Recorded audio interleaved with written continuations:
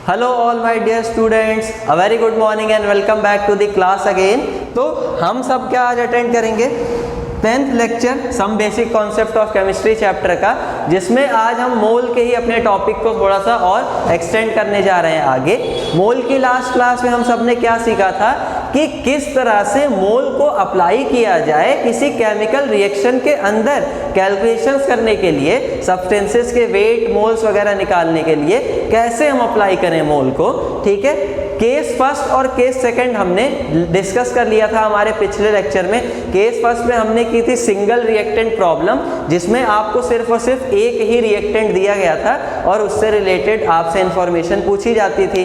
दूसरा केस जो हमने स्टडी किया था उसमें हमने डबल रिएक्टेंट्स यानी more than one reactant problems को सॉल्व की थी, लेकिन उसमें भी केस क्या था कि केवल एक रिएक्टेंट के ही बारे में आपको उसमें इंफॉर्मेशन प्रोवाइड थी, मास या फिर मोल के टर्म्स में, और बाकी कैलकुलेशन हमें करनी थी। और सेकंड लेक्चर केस सेकंड तक कवर करके हमने वहां पर अपना लीव कर दिया था।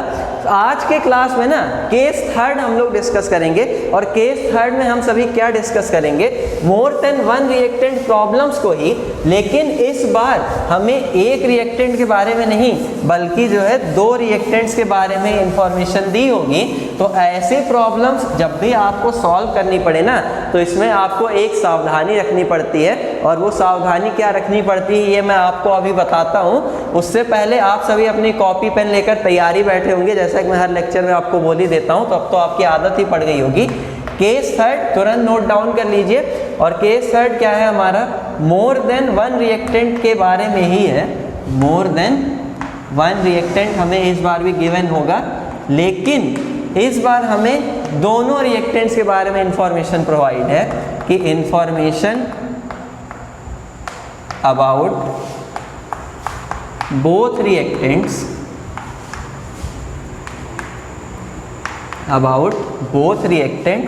is given।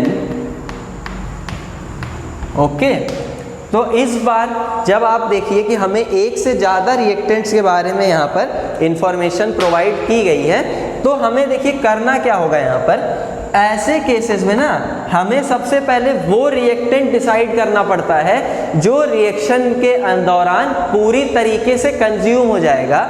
मतलब कि दो रिएक्टेंट दिए हैं और दोनों रिएक्टेंट्स में से कोई ना कोई एक सब्सटेंस ऐसा होगा जो कि रिएक्शन में पहले ही खत्म हो जाएगा, और उसके चक्कर में अब अगला वाला रिएक्टेंट मेरा कुछ ना कुछ बचा रह जाएगा, क्योंकि भाई वो अगर पूरा कंप्लीटली कंज्यूम हो गया, खत्म हो गया, तो अब अगला बचा रिएक्टेंट रिएक्शन करे तो किसके साथ करे। कहने का मतलब ओवरऑल मेरे ये है कि इस बात की डिपेंडेंसी कि मेरा प्रोडक्ट कितना बनेगा वो किसके ऊपर गई, उसी रिएजेंट के ऊपर, उसी रिएक्टेंट के ऊपर जो कि रिएक्शन में पहले खत्म हो जाएगा। तो देखिए यहाँ पर हमारे पास ना दो टाइप के रिएजेंट्स होते हैं more than one reactant problem जब भी हम सॉल्व करें दो रिएक्टेंट के केस में। तो एक होता है मेरे पास एक्सेस रिएजेंट। कौन सा reagent? Access reagent. Access reagent कौन होता है? जो कि मुझे एक्सेस अमाउंट में दिया होता है और जो मेरे पास बचा रह जाता है रिएक्शन में। तो यहाँ पे हम बोल सकते हैं कि एक्सेस रिएजेंट फाइनली रिएक्शन के दौरान बचा रह जाता है, रिमेनिंग। बात में आ गई समझ में? आगे अगर हम लोग देखिए यहाँ पर बात करें तो एक होता है हमारे पास लिमिटिंग रिएजेंट। एक हो गया एक्सेस रिएजेंट और दूसरा कौन सा होता है? Limiting reagent. लिमिटिंग रिएजेंट कौन होगा? जो कि रिएक्शन के दौरान पूरी तरीके से कंज्यूम्ड हो जाता है। अब एक्सेस रिएजेंट तो बचा रह गया, मतलब इसके बारे में हमें बात ही नहीं करनी है। प्रोडक्ट को डिसाइड करने का पावर किसके पास है? इस लिमिटिंग रिएजेंट के पास। ये जो लिमिटिंग रिएजेंट है ना, यही हमें डिसाइड करके बताएगा कि कितना प्रोडक्ट बनेगा। बात आई समझ में? क्यों? क्योंकि यही पहले सबसे पूरी तरह से कंज्यूम हो जा रहा है। समझ में आ गई बात? तो आप लोग याद रखिएगा दो टाइप्स के रिएजेंट, एक्सेस रिएजेंट और लिमिटिंग रिएजेंट। अब देखिए चलिए इस बारे में बात कर लेते हैं ना कि आखिर हमें कैसे पता चलेगा यार कि लिमिटिंग रिएजेंट कौन सा है। मान लीजिए हमें तो दो रिएजेंट्स दे देगा चिपका के, डिसाइड तो हमें करना है ना कि आखिर इसमें से लिमिटिंग रिएजेंट है कौन सा। तो इसको डिसाइड करने का भी एक अच्छा सा तरीका होता है, मैं आपको बता देता हूँ उस तरीके के बारे में। देखिए अगर आपको लिमिटिंग रिएजेंट यहाँ पर डिसाइड करना है, लिमिटिंग रिएजेंट लिमिटिंग रिएजेंट हम शॉर्ट में इसे LR भी कह देते हैं। तो लिमिटिंग रिएजेंट आप कैसे डिसाइड करेंगे, जो भी आपको मोल्स दिए गए होंगे रिएक्टेंट के, क्वेश्चन के अंदर आपको रिएक्टेंट्स के जो भी मोल्स गिवन होंगे, यहाँ पे लिख देते हैं मोल्स किसके दिए हुए हैं, रिएक्टेंट्स के, उनको आप क्या करिएगा, डिवाइड लगा दीजिएगा उनके मोलर कोफिशिएंट से। जो भी रिएक्टेंट्स का मोलर कोफिशिएंट होगा ना, उसी से आप इसमें क्या कर दीजिएगा, कोफिशिएंट, उससे डिवाइड लगा दीजिएगा। अब डिवाइड लगाने से मुझे क्या पता चलेगा, डिवाइड तो हमने लगा दिया, जिसके लिए ये रेशियो मिनिमम आ गया, जिस भी रिएक्टेंट के लिए ये रेशियो कैसा आएगा, मिनिमम, उसी को मैं क्या बोल दूंगा कि यही भाई बंदा मेरा लिमिटिंग रिएजेंट है। बात आ गई समझ में। लेकिन अगर आपने more than one reactant problems जिनके अंदर आपको एक से ज़्यादा रिएक्टेंट्स के बारे में इंफॉर्मेशन प्रोवाइड की गई है, लिमिटिंग रिएजेंट का कॉन्सेप्ट अगर आप इसमें भूल गए, आपने इससे नेग्लेक्ट किया, तो भैया पड़ेगा पट्ट से हेडशॉट। बात आ गई समझ में। तो ध्यान रखिएगा एकदम पूरी तरीके से कि लिमिटिंग रिएजेंट को तो भूलना नहीं है। अब देखिए मैं आपको एक एग्जांपल के थ्रू समझा देता हूँ यहाँ से कि लिमिटिंग रिएजेंट किस तरह से आप डिसाइड करेंगे। सपोज करिए अगर मेरे पास कोई जनरल रिएक्शन है, A प्लस B से मेरा प्रोडक्ट फॉर्म हो रहा है C, माने बस ऐसे A और B आपस में रिएक्ट करके क्या बना के दे रहे हैं मुझे, C। और सपोज कर लीजिए कि मैंने A के 9 मोल्स ले लिए हैं और B के 5 मोल्स, और मैं आपको बोलता हूँ कि चलिए A का मोलर कोफिशिएंट है 2, B का 1 ही है। बात आ गई समझ में। तो ये एक जनरल रिएक्शन है, A के 9 मोल, B के 5 मोल यहाँ, और मैंने आपसे पूछ दिया कि बताइए यहाँ से लिमिटिंग रिएजेंट कौन है। बात आई समझ में। तो देखिए लिमिटिंग रिएजेंट कौन है हमें कैसे पता चलेगा, जो भी मोल्स दिए होंगे रिएक्टेंट्स के उसको डिवाइड मारना है किससे, मोलर कोफिशिएंट यानी कि स्टाइचियोमेट्रिक कोफिशिएंट भी जिन्हें हम कहते हैं उनसे। तो यहाँ पर देखिए A के बारे में अगर मैं बात करूं तो A के मोल्स मुझे दिए हैं 9 और इसका स्टाइचियोमेट्रिक कोफिशिएंट है 2। तो यहाँ पर मैंने 9/2 किया तो ये कितना आएगा, 4.5 के आसपास। और अगर हम B की बात करें यहाँ पर तो देखिए B के मोल दिए हैं 5 और इसका स्टाइचियोमेट्रिक कोफिशिएंट यानी मोलर कोफिशिएंट कितना है, 1, यानी ये किसके बराबर आया, 5 के लिए। अब देखिए मोल्स को जब मैंने डिवाइड किया स्टाइचियोमेट्रिक कोफिशिएंट से, तो A के लिए वैल्यू आई 4.5 और B के लिए वैल्यू कितनी है, 5। मिनिमम वैल्यू किसके लिए है दोनों में से, तो यहाँ पर वैल्यू मिनिमम आ रही है A के लिए, क्योंकि ये 5 और ये 4.5, तो ये छोटा है। तो मिनिमम होने के कारण यहाँ पर A जो है ना मेरा, ये क्या हो गया, लिमिटिंग रिएजेंट। A यहाँ पर मेरे लिए लिमिटिंग रिएजेंट है, LR है, और B क्या है, एक्सेस रिएजेंट। तो B रिएक्शन के दौरान बचा रह जाएगा और A मेरा रिएक्शन के दौरान कंप्लीटली कंज्यूम हो जाएगा, खत्म हो जाएगा। लिमिटिंग बोलने का मतलब ही क्या है कि ये हमारे पास एक लिमिट में है, बहुत ज़्यादा हम इसे नहीं यूज़ कर सकते, जितना दिया है उतना ही यूज़ करना पड़ेगा पूरा का पूरा। लेकिन B क्या है, एक्सेस में है, तो ये तो भाई बचा रह ही जाएगा। समझ में आ गई बात। तो अब यहाँ से अगर देखिए हम पूछे कि C डिसाइड करने का पावर किसके पास है, तो C डिसाइड करने का पावर भी यहाँ पर लिमिटिंग रिएजेंट यानी A के पास है। C कितना बनेगा, C का कितना अमाउंट फॉर्म होगा, इस बात को डिसाइड करेगा A। तो यहाँ पे डॉन कौन है, A। तो यहाँ पर अब देखिए जो भी अमाउंट वगैरह का कैलकुलेशन हम सभी आगे करेंगे ना, वो हम इसी लिमिटिंग रिएजेंट के ही नंबर ऑफ मोल्स को यूज़ करते हुए करेंगे। बात आई आपको समझ में। मोल मोल एनालिसिस हमें यहाँ पर भी अप्लाई करना है, बिल्कुल उससे हमें चूकना नहीं है, लेकिन साथ ही साथ में ये लिमिटिंग रिएजेंट का फंडा भी ध्यान में रखना है। बात आई समझ में। चलिए एक एग्जांपल मैं आपको यहाँ पे करके दिखा देता हूँ ताकि आपका डाउट जो है वो एकदम क्लियर हो जाए यहाँ पर फटाक से।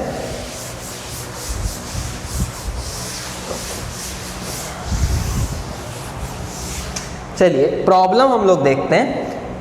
प्रॉब्लम हमें दे रखा है, एक सिंपल सी जनरल रिएक्शन दे रखी है जिसमें हमसे कह रहा है कि H2 और O2 आपस में कंबाइंड होके फॉर्म करते हैं H2O। ये हमें एक जनरल रिएक्शन दे रखी है। हमसे कह रहा है कि A का यहाँ पर 10 ग्राम है और सॉरी मतलब H2 का यहाँ पर 10 ग्राम है और O2 हमें दे दिया है 96 ग्राम, और हमसे पूछ रहा है कि बताइए कि H2O के कितने मोल्स यहाँ पर फॉर्म होंगे, मतलब कि number of moles of H2O यहाँ पर कितने फॉर्म होंगे, आप मुझे ये बताइए। समझ में आई बात।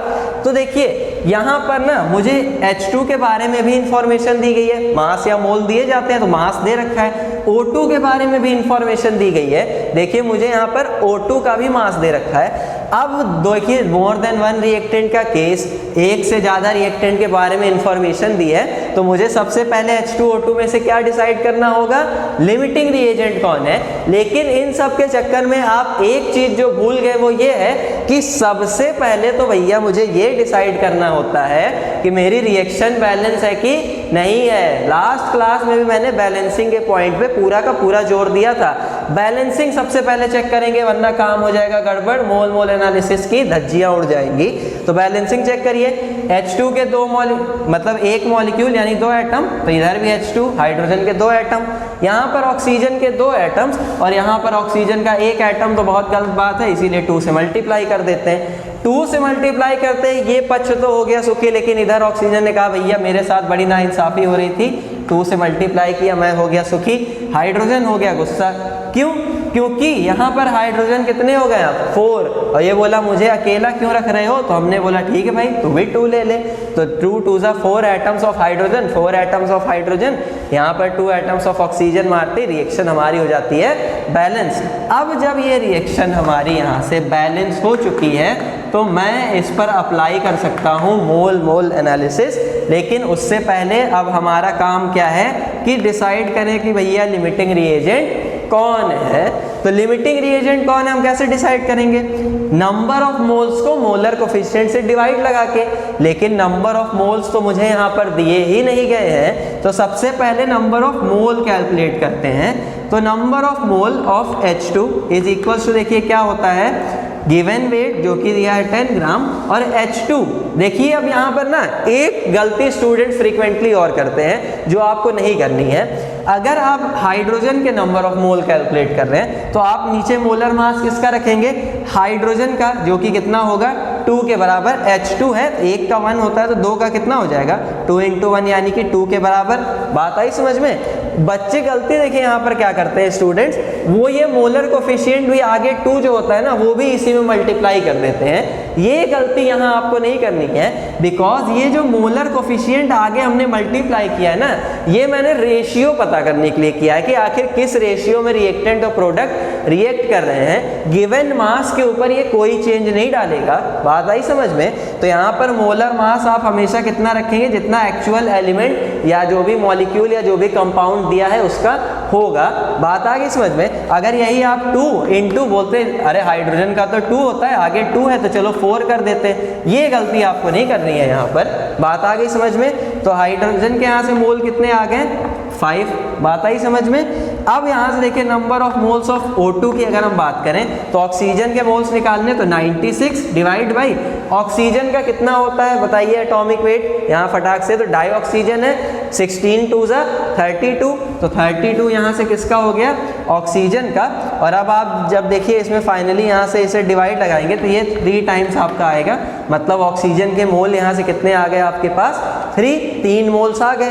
अब हमें यहाँ पर देखिए डिसाइड क्या करना है, लिमिटिंग रिएजेंट। तो हम बोलेंगे कि 5/2, A के मोल कितने हैं, सॉरी H2 के 5 और मोलर कोफिशिएंट है 2, यानी ये रेशियो कितना आ गया 2.5 के बराबर। और यहाँ पर ऑक्सीजन के मोल्स है 3 और उसका स्टोइचियोमेट्रिक कोफिशिएंट है 1, यानी कि ये कितना आ गया 3 के बराबर। अब देखिए 3 छोटा है कि 2.5, बताइए जल्दी से, ऑब्वियस बात है 2.5, तो 2.5 छोटा है और ये 2.5 रेशियो किसके लिए, हाइड्रोजन के लिए। इसका मतलब यहाँ पर हाइड्रोजन ही मेरा लिमिटिंग रिएजेंट है जो रिएक्शन के दौरान ऑक्सीजन से भी पहले कंज्यूम हो जाएगा, खत्म हो जाएगा और ऑक्सीजन का अमाउंट यहाँ पर मेरे पास बचा रह जाएगा। बात आई समझ में?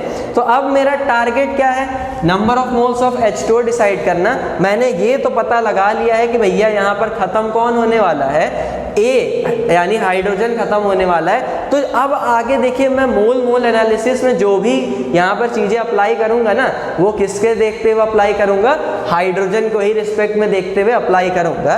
तो अब मैं देखिए ये सब जो यहाँ पर मैंने ये लीपा पोती की है इसे मिटा देता हूँ। आप सब भी ये जान गए कि लिमिटिंग रिएजेंट कौन है, कैसे क्या डिसाइड होगा, सारी चीज़ें। अब हम लोग फाइनली यहाँ पर number of moles of H2O calculate कर लेंगे। मोल मोल एनालिसिस लगाते हैं तो देखिए क्या होगा, number of moles of H2 upon में इसका molar coefficient 2, okay, is equals to number of moles of O2 upon में इसका स्टोइचियोमेट्रिक कोफिशिएंट जो कि कितना है 1, अदृश्य रूप में मन की आंखों से देखेंगे तो दिखेगा, is equals to number of moles of H2O upon में कितना 2। बात आ गई समझ में। अब देखिए आप बोलेंगे भैया मुझे तो हाइड्रोजन के भी मोल्स मालूम है, मुझे तो ऑक्सीजन के भी मोल्स मालूम है, चलो ऑक्सीजन को लेके कैलकुलेशन कर लेते हैं यहाँ पर, और आपकी कैलकुलेशन हो जाएगी गड़बड़, क्योंकि यहाँ पर डिसाइडिंग पावर किसके पास है प्रोडक्ट का, हाइड्रोजन के पास है। तो हमेशा अब आप लिमिटिंग रिएजेंट को ही लेके कैलकुलेशन करेंगे। तो एक पेयर में ये सेलेक्ट करूंगा और एक पेयर ये वाला। हम ऐसा ही तो करते थे, जिसके बारे में इंफॉर्मेशन पता होती थी उसको उठाते थे, और जिसके बारे में पता करना होता था वो पेयर उठाते थे। पिछला बिल्कुल क्लासेस का माहौल चल रहा है अभी भी। तो n is equals to NH2 upon में 2, sorry, is equals to NH2O upon में 2। ऑक्सीजन का पेयर नहीं उठाएंगे क्योंकि ये लिमिटिंग रिएजेंट नहीं है। अब देखिए यहाँ से number of moles of H2O ये निकालना है तो इसे अकेला कर दीजिए, तो 2 आएगा इधर, इज इक्वल्स टू क्या हो जाएगा 2 divide by 2 into number of moles of hydrogen. Number of moles of hydrogen मेरे पास कितने हैं, 5 मोल आए थे। अभी इसके पीछे हमने जब यहाँ पर फाइनली कैलकुलेट किया था 10 ग्राम इसका वेट दिया था और 2 उसका मोलर मास हमने डिवाइड लगाया था। तो यहाँ से देखिए 2 1 2, तो फाइनली H2O के कितने मोल आ गए यहाँ पर 5। मतलब ये तो मुझे भैया पता चल गया कि H2O यहाँ पर कितने मोल फॉर्म हो रहा है, 5 मोल H2O के फॉर्म हो रहे हैं। ये हो गया मेरा आंसर। यहीं पर देखिए अगर आप ऑक्सीजन को लेके कैलकुलेट करते तब आंसर देखिए, number of moles of H2O जो होता है इज इक्वल्स टू आता 2 अपॉन में 1, अरे ये 2 यहाँ जाता अपॉन में 1 into number of moles of oxygen आता जो कि कितना आया था 3। तो देखिए यहाँ से आंसर कितना आ रहा है 6 आ रहा है, और जो कि कैसा है गलत है। अब आप समझ गए ना कि आपको ऑक्सीजन को लेके कैलकुलेशन क्यों नहीं करनी थी, बिकॉज यहाँ पर H2 लिमिटिंग रिएजेंट है। बात आ गई समझ में। अब यहाँ पर देखिए मैं एक छोटा सा ट्विस्ट और ऐड कर देता हूँ प्रॉब्लम में। अगर मैं आपको बोलूं कि आप मुझे यहाँ पर ऑक्सीजन के कितने मोल बच गए हैं ये बताइए, तब ये प्रॉब्लम और थोड़ी सी अच्छी हो जाती है। क्यों? क्योंकि अब मुझे अब ये पता करना पड़ेगा ना कि आखिर H2 के जो 5 मोल थे यहाँ पर उनके साथ ऑक्सीजन के कितने मोल्स ने रिएक्ट किया है। तो मैंने आपको एक चीज की पॉइंट बता दिया है इन प्रॉब्लम्स को सॉल्व करने का। सबसे धाकड़ तरीका यही है कि मुझे हमेशा किसको यूज करना है, लिमिटिंग रिएजेंट को। तो इसको तो आप फाइनली यूज करेंगे ही करेंगे। दूसरा जो आपको यूज जिसके बारे में आपको पता करना है ना उसको उठा लीजिए, उसका पेयर। तो इस बार ऑक्सीजन के बारे में मुझे पता लगाना है और हाइड्रोजन के बारे में मुझे मालूम है, मुझे इसी को यूज करना है, तो मैं ये पेयर सेलेक्ट कर लूंगा।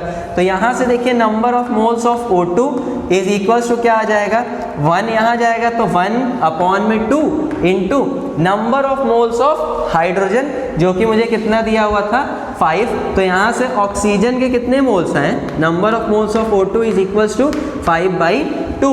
तो 5/2 मोल्स यहाँ पर आ गया। क्या ये हमारा आंसर है? नहीं, ये हमारा आंसर नहीं है, क्योंकि मैंने आपसे क्वेश्चन क्या किया है कि बताइए ऑक्सीजन के कितने मोल यहाँ पर बच गए हैं, लेफ्ट कितने मोल बचे हुए हैं। ये number of moles of oxygen जो 5/2 आया है ना, ये वो मोल्स हैं जो रिएक्ट कर गए हैं H2 के 5 मोल्स के साथ में। बात आ रही है ना आपको समझ में, जिन्होंने रिएक्शन कर ली है H2 के 5 मोल्स के साथ में, ये ऑक्सीजन के वो मोल्स हैं। लेकिन मुझे बचा हुआ अमाउंट पता करना है, तो बचेगा कितना, देखिए 3 मोल थे ऑक्सीजन के स्टार्टिंग में। बात आई समझ में, जिसमें से 5/2 मोल्स ने रिएक्शन कर ली, तो इन्हें हम हटा देते हैं। तो 3 - 5/2 यानी 3 2 6 - 5 1/2 यहाँ पर 1/2 मोल जो ये आंसर आ रहा है ना, यही बचे हुए मोल्स ऑक्सीजन के। बात आई समझ में, 3 मोल स्टार्टिंग में थे, 5/2 मोल जो रिएक्शन कर गए उन्हें मैंने हटा दिया, तो जो रिमेनिंग बचे 1/2 मोल्स, यही मोल्स है ऑक्सीजन के जो अब बचे रह गए हैं। तो ये क्या है, number of moles of O2 left. समझ में आ गई बात आपको? अब तो आपको कोई प्रॉब्लम होगी नहीं यहाँ। तो आपने ये भी बता दिया कि H2O के मोल्स यहाँ पर किस तरह से कितने फॉर्म हुए, आपने ये भी बता दिया कि कितना ऑक्सीजन का अमाउंट यहाँ से बचा रह गया। अब देखिए और अगर इस प्रॉब्लम में हम ट्विस्ट एंड टर्निंग करना चाहें तो हम ये कर सकते हैं कि बताइए कि ऑक्सीजन के जितने मोल बचे हैं उसका वॉल्यूम कितना होगा। तो आपको बस सिंपली क्या करना होगा, आप बोलेंगे वॉल्यूम ऑफ O2 लेफ्ट वाला, तो आप बस करिए कुछ मत, सिंपली बोलिए 1/2 मोल बचे हैं। एक मोल का वॉल्यूम कितना होता है 22.4 लीटर STP पर, तो यहाँ से आप काटेंगे तो 11.2 लीटर ये आ गए ऑक्सीजन के वॉल्यूम जो कि बच गया है। तो ऑक्सीजन का बचा हुआ वॉल्यूम कितना है 11.2 लीटर जो रिएक्शन के दौरान बचा रह गया है। बात आई समझ में। इसी तरह से हमसे अगर पूछता कि बताइए हाइड्रोजन का कितना वॉल्यूम है और जो रिएक्ट कर गया है ऑक्सीजन के साथ में, तो हम बोलते 5 मोल हाइड्रोजन के थे जो कंप्लीटली रिएक्ट कर गए ऑक्सीजन के साथ, यानी कि 22.4 लीटर से इसे मल्टीप्लाई करते क्योंकि 5 मोल रिएक्ट कर गए हैं। तो यहाँ पे क्या है वॉल्यूम ऑफ H2, तो ये कितना आ जाएगा देखिए 5 4 ज़ा 20, अगेन 5 2 ज़ा 10 और 2 12 और 5 2 ज़ा 10 और 1 कितना हो जाएगा 11। तो यहाँ पर 112 लीटर 112 लीटर अमाउंट है हाइड्रोजन का जो कि रिएक्ट कर गया है किसके साथ में, ऑक्सीजन के साथ में। समझ में आ रही है ना बात आपको। तो इस तरह से ना छोटी छोटी ट्विस्ट एंड टर्निंग यहाँ पे प्रॉब्लम में इस तरह से ऐड करके हम किसी भी सिंपल प्रॉब्लम को टफ बना सकते हैं। लेकिन क्या इसमें आपको कुछ टफ दिखा? टफ नहीं है। कब तक टफ नहीं है? जब तक आपको कॉन्सेप्ट मालूम है, कॉन्सेप्ट आपके हाथ में है। जैसे ही कॉन्सेप्ट आपके हाथों से फिसला वैसे ही आपका जो न्यूमेरिकल होगा धड़ाधड़ गिरना स्टार्ट हो जाएगा। तो न्यूमेरिकल आपसे कभी पंगा ना ले पाए, आप न्यूमेरिकल को चारों खाने चित कर दीजिए। इसका सबसे अच्छा रास्ता यही है कि कॉन्सेप्ट आपका एकदम तगड़ा होना चाहिए, कॉन्सेप्ट पर आपकी पूरी कमांड होनी चाहिए। तो इसी अच्छे विचार के साथ आज की क्लास को मैं यहीं पर समाप्त करता हूं। मिलेंगे हम अपनी अगली क्लासेस में और अच्छी अच्छी बातों के साथ में। तब तक आपसे रिक्वेस्ट है कि वीडियो को लाइक आपको करना ही करना है। चैनल को अगर आपने सब्सक्राइब नहीं किया है तो प्लीज़ सब्सक्राइब करिए और नोटिफिकेशंस ऑन कर लीजिएगा ताकि हमारे जो भी कंटेंट है वो आप तक टाइमली पहुंचते रहें। कोरोना से आप सभी लोग बच के रहिएगा, हाथों को सैनिटाइज करते रहिएगा। Till then bye.